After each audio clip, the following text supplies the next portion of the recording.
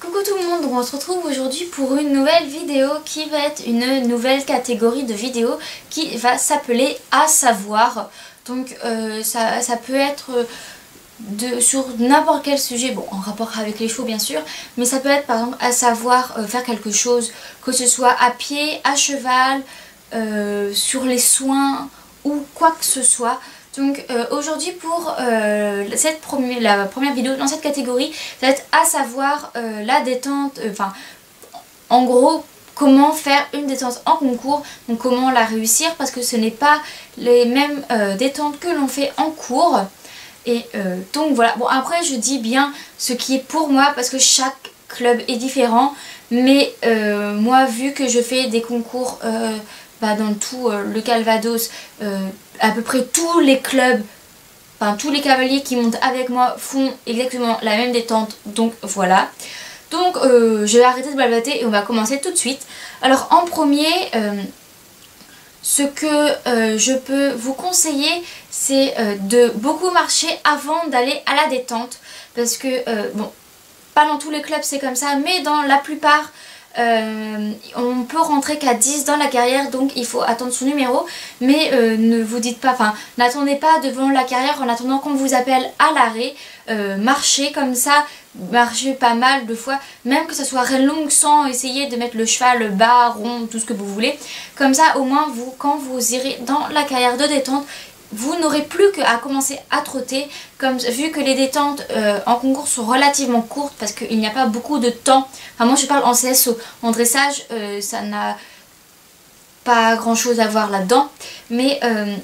qu'en dressage les détentes durent plutôt une demi-heure, en CSO c'est plutôt limite un quart d'heure avec l'obstacle compris. Donc moi je vous dis comme ça, dès que vous rentrez dans la carrière de détente, vous n'avez plus qu'à trotter. Donc trotter, moi je dirais à peu près 5 minutes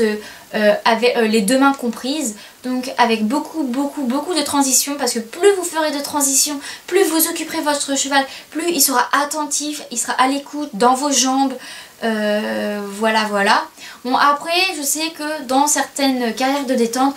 on est pas mal, les gens des fois ils ne respectent pas, ils nous passent devant, ils nous collent derrière. Ça je sais, mais bon on n'y peut rien, c'est partout pareil. Mais s'il y a possibilité, faites beaucoup de transitions, de cercles, de machin, de tout ça pour occuper votre cheval. Après moi souvent ce que je fais c'est que je marche limite une ou deux longueurs, rien de longue, pour que je laisse mon cheval un peu souffler, parce que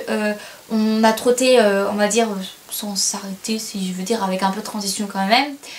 Donc comme ça me permet de rechausser mes étriers, enfin je veux dire de régler les étriers si j'ai oublié de le faire avant de rentrer dans la détente. Parce que oui, s'il y a possibilité que vous réglez vos étriers avant d'entrer dans la détente, ça va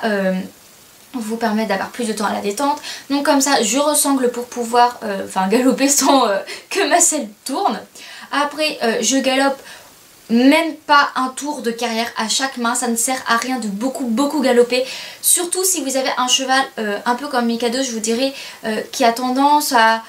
se traîner et tout, parce que plus vous le fatiguerez, moins il avancera. Mais si vous avez un cheval style Queen qui est un peu dans le sang, vous pouvez galoper un petit peu plus, mais ça sert à rien de fatiguer le cheval avant le tour. Puis après vous pourrez, moi je remarche un petit peu au pas pendant que ma prof monte une croix ou un vertical, puis je vais sauter. Pour ce qui est de la détente à l'obstacle, cela dépend de votre prof, de vos besoins. Si vous avez besoin de sauter plus haut que sur le tour, si vous avez besoin de beaucoup sauter, si vous n'avez pas besoin de beaucoup sauter, si vous devez commencer par une croix ou par un vertical, si vous devez juste avant le tour ressauter une croix ou un auxerre, un vertical ou un auxerre, ça dépend vraiment de votre coach, c'est à elle qui sait vos besoins, les besoins de votre cheval et tout ça. Donc voilà, mais souvent moi je fais une croix, 2-3 verticaux et une ou deux fois l'auxerre, puis je m'arrête, je fais beaucoup marcher Queen, je la fais souffler, et dès que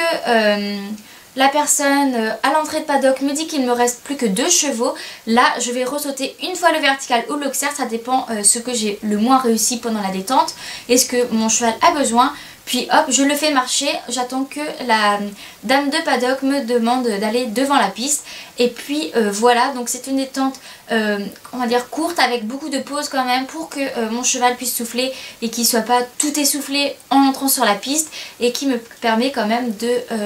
pas mal sauter et d'avoir travaillé pas mal de choses pour mon cheval. Et puis bah voilà, après dites-moi ce que vous faites comme détente, mais moi c'est celle que je fais et que pratiquement tout le monde que je connais le fait. Donc voilà, sinon je vais vous laisser parce que j'ai plus de batterie, et on se retrouve une prochaine fois pour une prochaine vidéo. Bye bye!